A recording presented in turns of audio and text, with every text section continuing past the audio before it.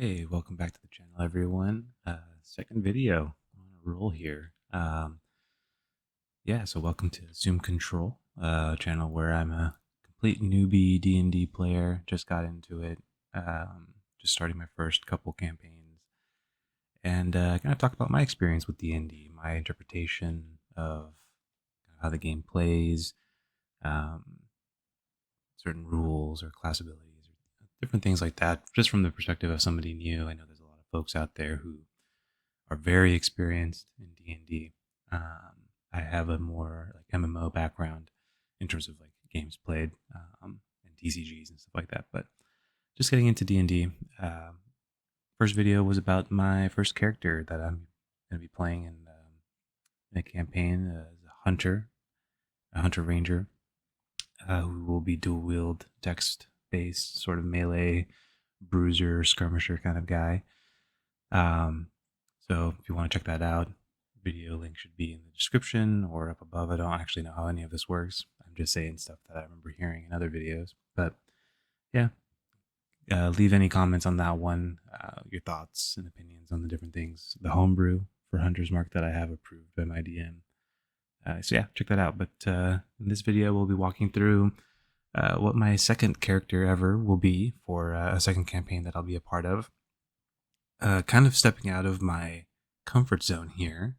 I think in the prior video, taking a swig of coffee here, I mentioned that I have sort of an innate draw to melee characters in most games, or a healer. But obviously D&D works a little bit different with healers, and so that's why I was drawn to being a martial character in that other video. I do want to play a caster, mostly to benefit my own understanding as a martial, how to best work with a caster. Right? There's no other, there's no better training than to just be the thing and to make your mistakes and to play with other martials doing their own thing and seeing what works and what doesn't work. Right? This is very akin to my time back playing World of Warcraft, and when I would push actual arena rating. I often played a warrior, and my friend, we would do twos, and he would heal. And I remember at one point I figured I should probably heal, and we swapped roles, and I learned a lot being the healer. Position, kind of knowing what my healer would be doing relative to me, as certain things played out in the fight. So this is going to be my attempt. So this is Raiden. Raiden is as you can see, Spellfire Sorcerer. We are starting level 5 in this particular campaign, which is pretty cool. It gives a lot of flexibility to sort of skip the early levels, and you see a little multi-class here. We are doing manual roll, re-rolling 1s and 2s for the stats. So here's what I ended up rolling. I rolled physically. I think everybody did for this one. So rolled pretty dang well. I've never done this before. I think for my last character that we went in the video, we were just doing standard array. Very different power feeling here with having rolled.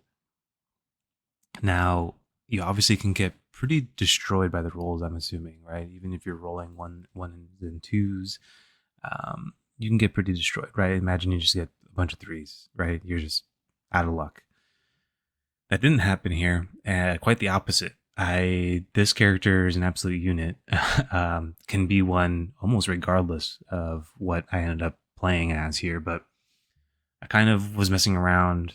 Thought about maybe being a wizard, but sorcerer sounded kind of cooler for the sort of backstory character that I kind of had. So yeah, Spellfire Sorcerer. You can see here some of the ASIs that I have just because I'm level 5. And backstory or background and all of that, we end up with a level 5 starting point of already 20 charisma, which is incredible, especially being a Spellfire Sorcerer. I think, actually, I need to double check that. That might be a later thing where I get to add my charisma modifier to the temp HP or something like that. Still learning the classes here. 16 wisdom, for the ability score increase of the custom background that I have.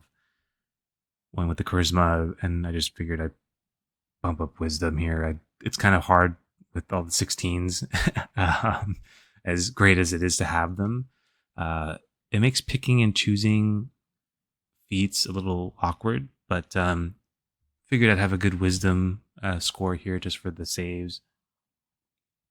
Have I mean, I can't roll below. I couldn't get anything below 13, so basically I can multi-class into anything I want. But 16 intelligence for, I don't even know what intelligence does, to be honest. I should probably relook at the the book for what skill checks are associated with which of these stats. But 16 con, really awesome to start off with such a high constitution. I am also taking the tough feat with my species, so got a really hardy character. And I think you saw the Artificer multi-class, so we'll get into that also. 16 dexterity, so I also have a pretty good initiative, and then 15 strength. You know, just sort of at the, I guess, the one of the two dump stats here with the 15s. So yeah, going Spellfire Sorcerer. I like this idea down here with the burst, the Spellfire burst here. I like this. Oh yeah, it is a charisma modifier. Yeah, cool. So I like this temporary hit points thing. I like this idea of being a sorcerer who can both be offensive and defensive. Obviously, I'm going to be spending these sorcery points, just naturally, and so I get to kind of hand out, 1d4, so an average of, I don't know, I guess if I just say 2 plus 5, so an average of 7 temp HP every time I use a sorcery point. That's pretty awesome. And if needed, I can always, I mean, I guess throw in, it's only a d4 of damage, nothing crazy. I think most likely I would rather do the temp HP. It's interesting that they didn't add anything regarding charisma modifier here. Maybe that would have been too strong, and that's why they didn't do that. But here at level 4 sorcerer, 1 artificer, taking empowered spell, and this lets me re-roll a number of die up to my charisma modifier. If I spend 1 sorcery point, and then seeking spell, if I miss, then I can re-roll 1. So that's pretty cool. Font of Magic also lets me convert if needed. So that's pretty awesome. And then innate sorcery, I think I get 2 of these. Yeah, 2 of these per long rest to have advantage on my attack roll. So I can kind of balance between using innate sorcery to get this advantage and seeking spell. If I use both of my stuff, I can leverage innate sorcery and then maybe just convert for level 1 spells as needed. The empowered spell is pretty cool because there was a spell. Oh, okay.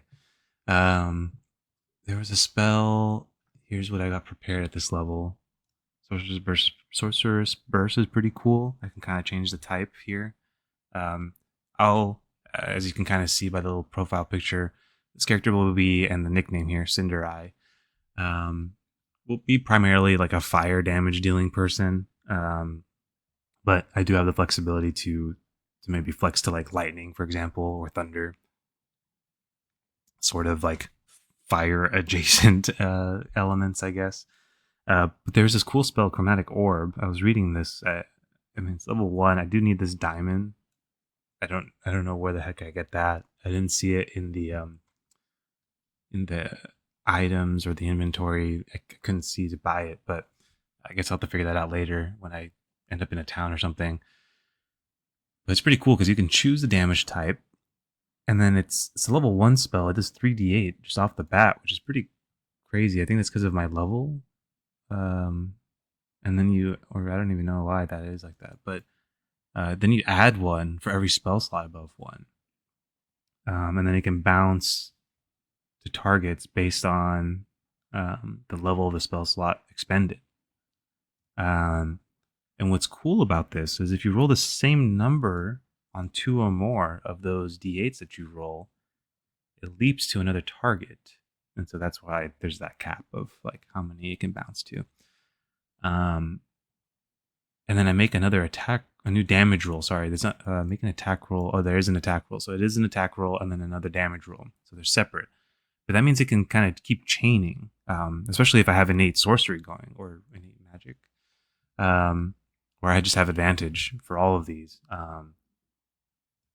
And then, of course, paired with that meta magic option of empowered spells, I can reroll, because I have 20 charisma, I can reroll up to 5 die. I am curious. I was kind of doing a thought experiment. I sort of like played out like a little mental thing over here. If I cast empowered spell, so it costs 1 sorcery point, and it says when you roll damage for a spell, I can spend 1 sorcery point to re-roll a number of the damage dice up to my charisma modifier, and then I have to use the new rolls. So it says when you roll damage for a spell. Now, if we look at Chromatic Orb, you're casting the spell once. You just make multiple attack rolls. Does that mean it's a separate spell on each leap or bounce? Or is it the same spell, meaning maybe for the first roll, if I cast this at level 2, so I would have 4d8, and maybe I want to reroll 3 of the die. So I do that. That means I still have 2 rerolls available on the second attack that it bounces. Do I get to still use those 2 if it's still part of the same spell? Let me know. I have no idea. This is definitely where like I'm definitely out of my depth for knowing how this stuff interacts. I should maybe go to this. I don't know if there's more details here at that page in the player's handbook, but let me know if anybody out there has a ruling on that or has played it and it's something that I need to bring up with my DM or not.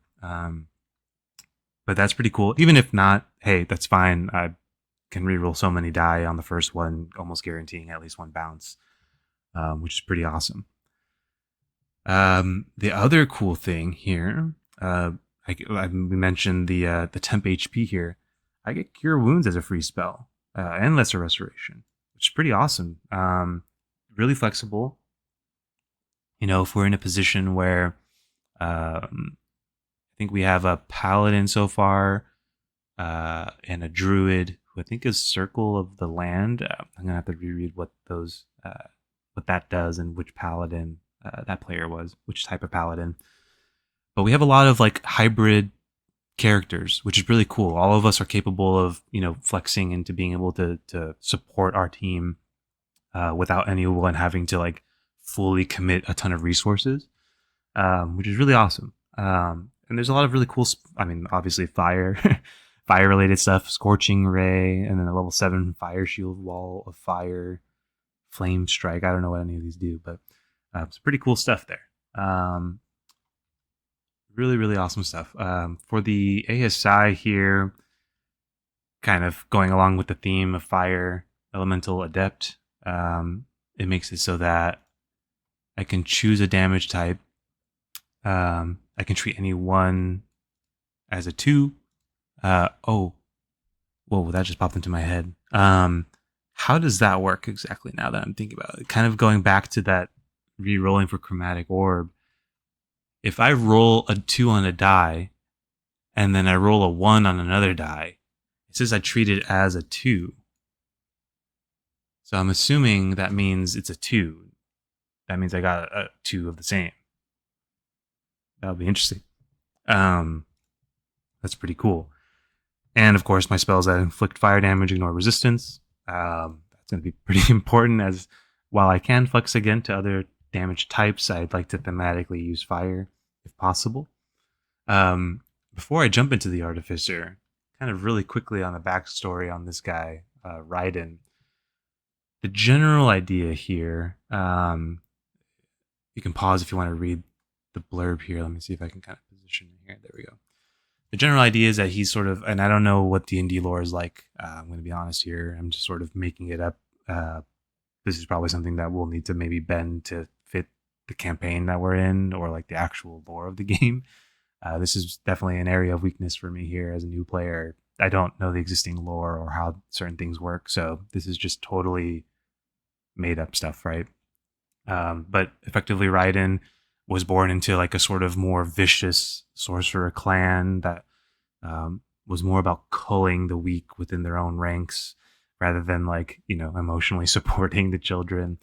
There's sort of almost like a Hunger Games type uh, final rite that the sort of adult children kind of go through, and it was during that rite that Raiden ran during the chaos and the fighting. His father, who's a high-ranking member of this clan, um, chased him down, or attempted to chase him down. Don't know the details exactly how maybe he would have gotten away, maybe through like forests and uh, old buildings and stuff that maybe surround where this clan lives, as they're pretty isolated. His father, conjures flame and attacks his son. Um, and from his perspective, the father's perspective, the spell landed, and he could feel the life kind of go out of Raiden, and he assumed him dead and went back to go rejoin the rite that was still going on. He, has a sort of a role to play in that, so he just sort of was like, okay, he's dead, basically just out of blind duty, right? He didn't really care about his son in that way. It was like he's a deserter, he dies. And on Raiden's end, what effectively happens is that the spell hits him.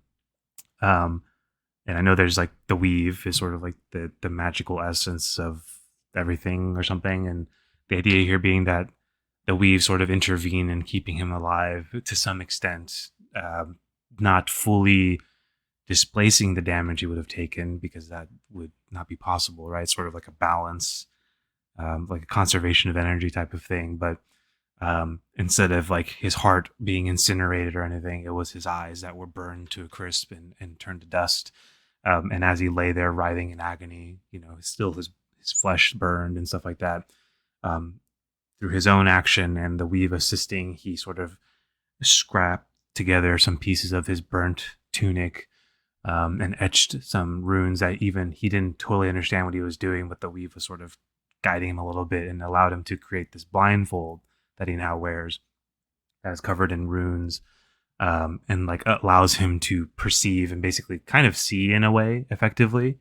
But he's seeing rather than through like physical sight, he's seeing through sort of like magical sight in a lot of ways. I don't know what this means mechanically. I did create and the item itself, the blindfold, which would be like the homebrew item that I would pitch to my DM. And effectively the blindfold and the runes that are etched on it, if I scroll back up here, yeah, you can kind of see in the little image here. Effectively, this is an item that evolves over time. It requires attunement, and so I wanted to make sure that, at least in my head, because it's requiring attunement, it's not something that I want to ditch because it's a part of my actual character's identity. And so it's something that evolves and upgrades in rarity over time, gaining some new effects. We'll go over that here after I finish up the character stuff here in terms of class. But that's sort of the general gist of kind of who he is. He ended up surviving, kind of went into isolation for a while, licking his own wounds, and kind of keeping quiet. His clan presumed him dead, obviously. And then a few years later is where we kind of pick up where the campaign is, where he's started to go on adventures and trying to seek his own purpose now, separate from his clan, and trying to understand what the runes on his blindfold are and how he even did that. And later on, conceptually for the story, I think the clan ends up hearing whispers of Cinderai, this person who apparently can manipulate flames and, has a blindfold with runes etched on it. And it's confusing whispers for the clan, and they don't really totally understand, but they assume that it must be Raiden who survived, and the father maybe is sent on a mission to kill him, or something along those lines. We'll figure that out later. I'll let the DM figure that out. But back to the class stuff.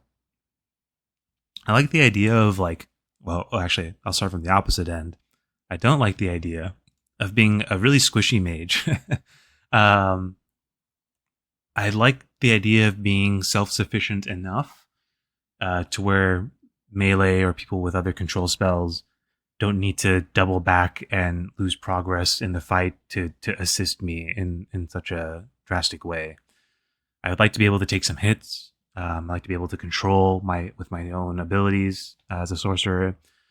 And with Artificer, the way I kind of think of this lore wise is that he was on his own, right? He had to figure out how to create his blindfold and like live on his own and tinker with things, um, using his hands instead of magic, maybe for the first couple of years that he was escaped. And so learned a little bit through maybe stumbling upon a forge or a warehouse or a workshop or something. And with his innate magical ability, I think I took, yeah, so I have Arcana and I took Jeweler's Tools. This idea that he, at some point can produce these rings that can, and amulets that can channel his abilities a little bit better. Um, Kind of going to the tinkering thing. Don't know how much of this is going to be useful. There's a lot of stuff with artificers. I thought maybe of going to level 3 for. I think there's like an alchemy based one. I thought that maybe was interesting, but I think I'm just taking the one just because I have the intelligence for it. And mostly what this is for medium armor and shields. I do get Tinker's tools if anybody if we end up needing that. But I get medium armor and shields, and I rolled pretty decent dex, right? 16 dex. That's plus 3.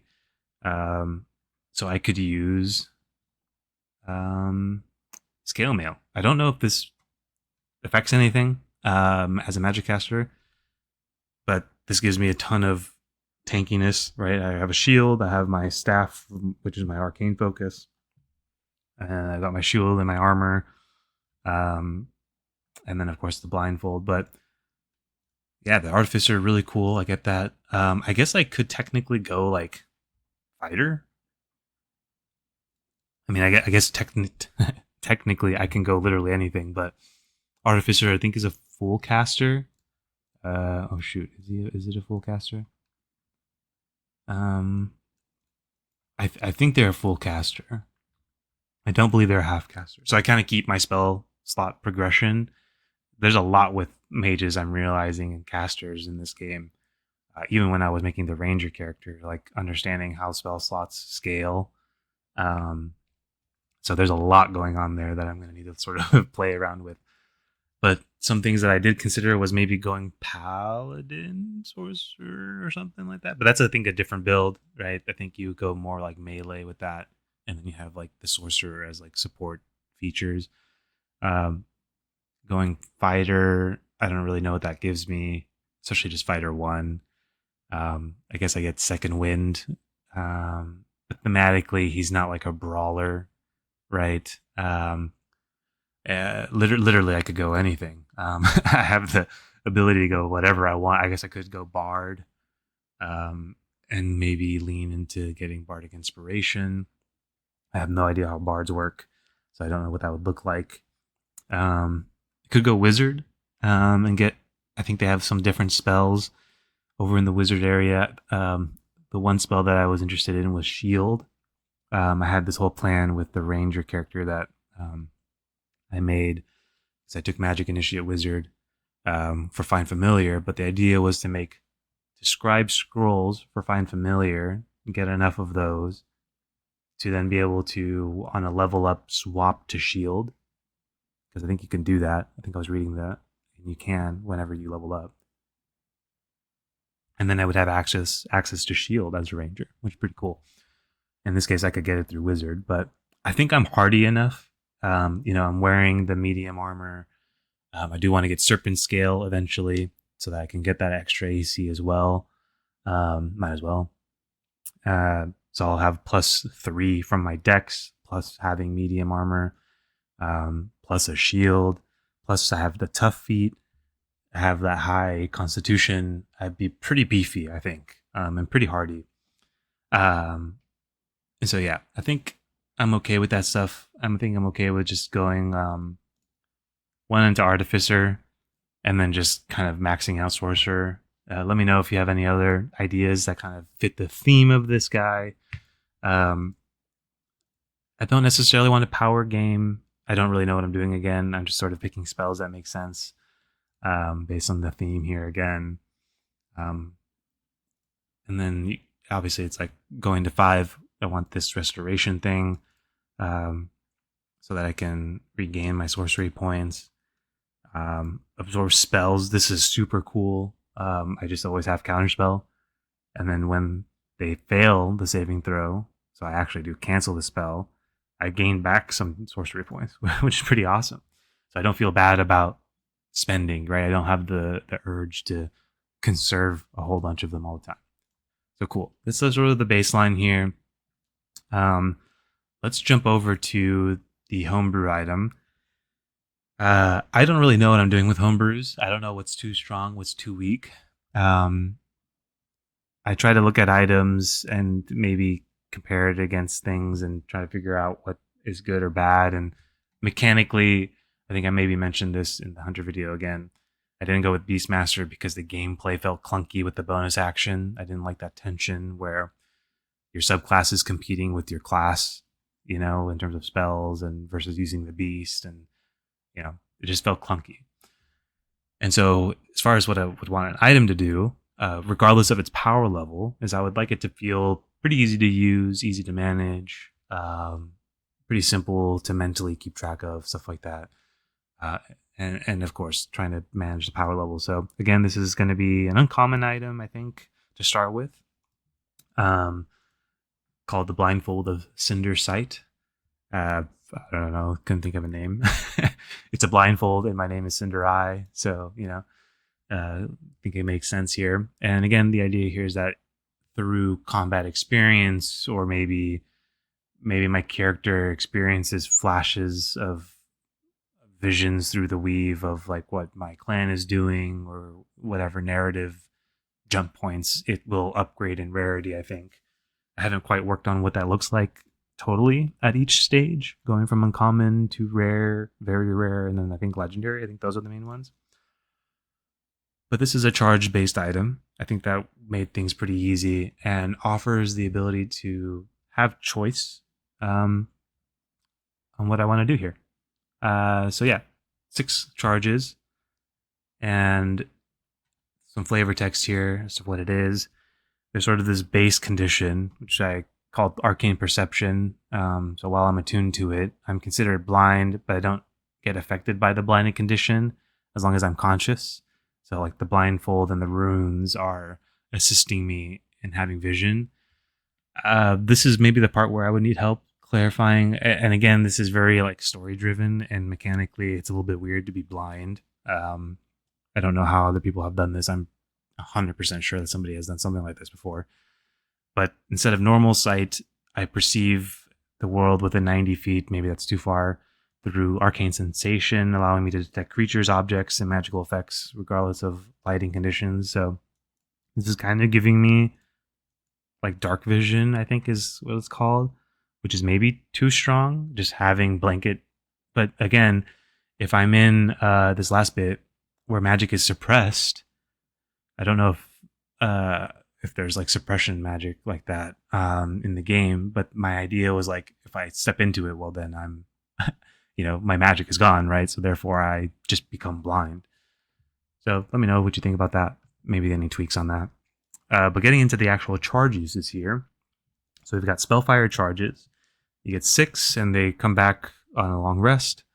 I think I've seen items, I forget if they're homebrewed or if they're part of the game, where there's a roll to see how many charges you get back.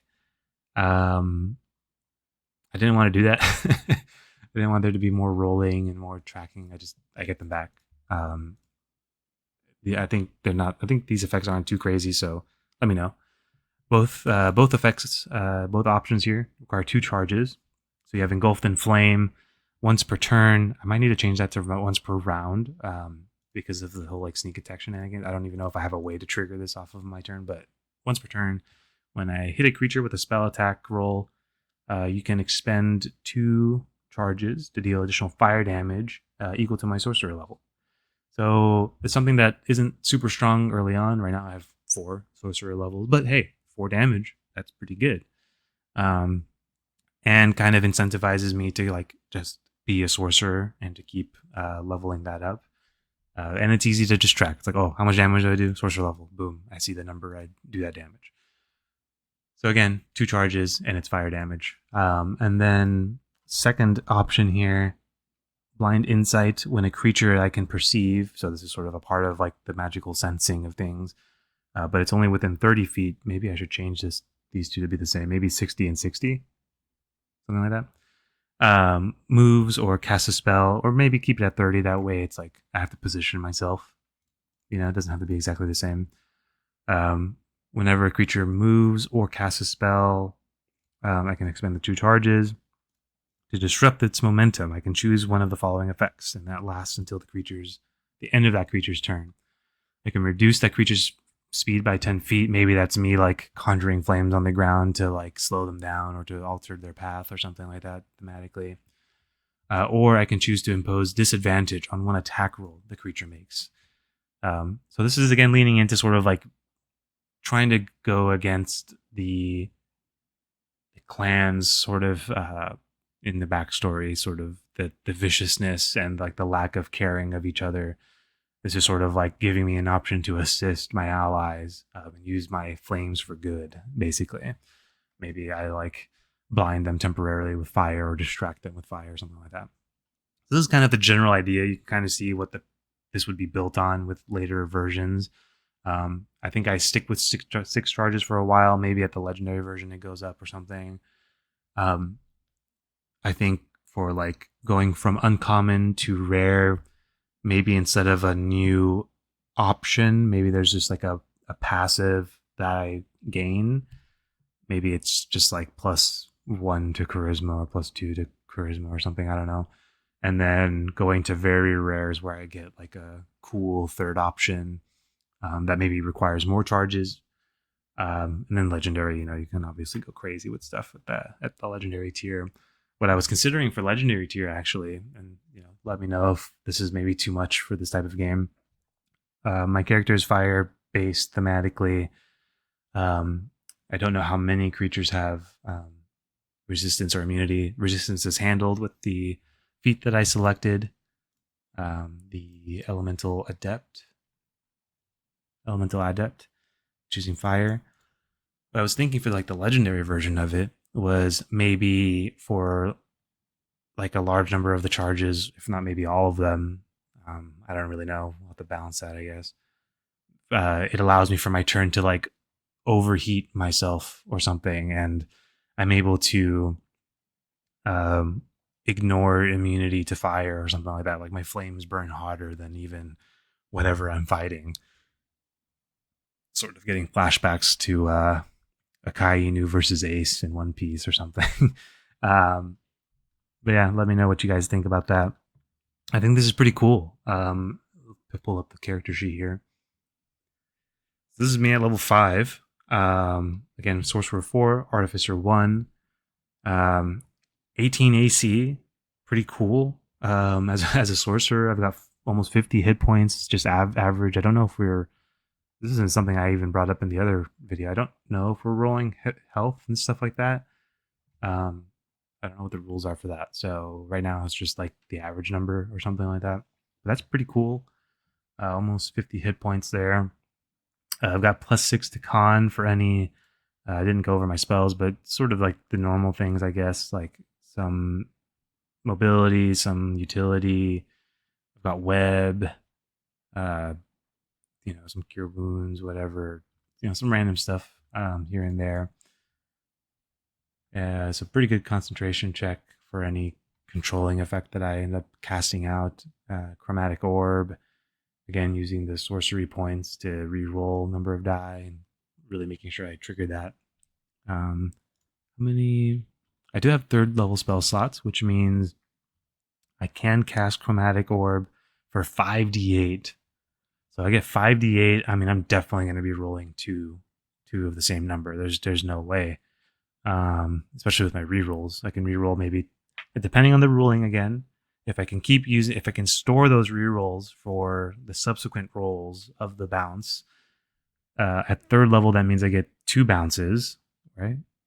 It can leap a number of times equal to the spell slot. Oh, so it can bounce 3 times. So it'll hit 4 targets at 3rd level. Wow. Of course, they have to be within 30 feet of the target. So each bounce has to be within 30 feet of the last. So there's some strategic, maybe like I position myself in a way where I kind of get people to move towards each other or something. So some pretty cool combat stuff there. Um, yeah, that seems pretty awesome. And my cure wounds 6d8 plus 5 at third level. That's kind of crazy, right? Wow. It's like almost 30 hit points on average or something like that. So yeah, it can really save a life there with my moves. Um, Pretty awesome stuff here. Yeah, let me know. I don't. Oh, this is actually maybe the last discussion point here. I don't know anything about casting rules in this game. I know when I click on these things, there's these components, V and S. I think this is like, oh yeah, verbal, somatic. I don't know what any of that means. Well, verbal is a little more obviously, but I don't know what somatic means. I'll probably have to look that up.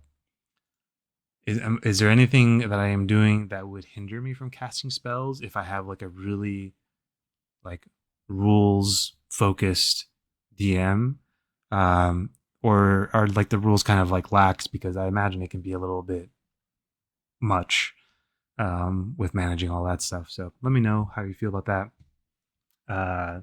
So yeah, this is my second character, Raiden Cinderai.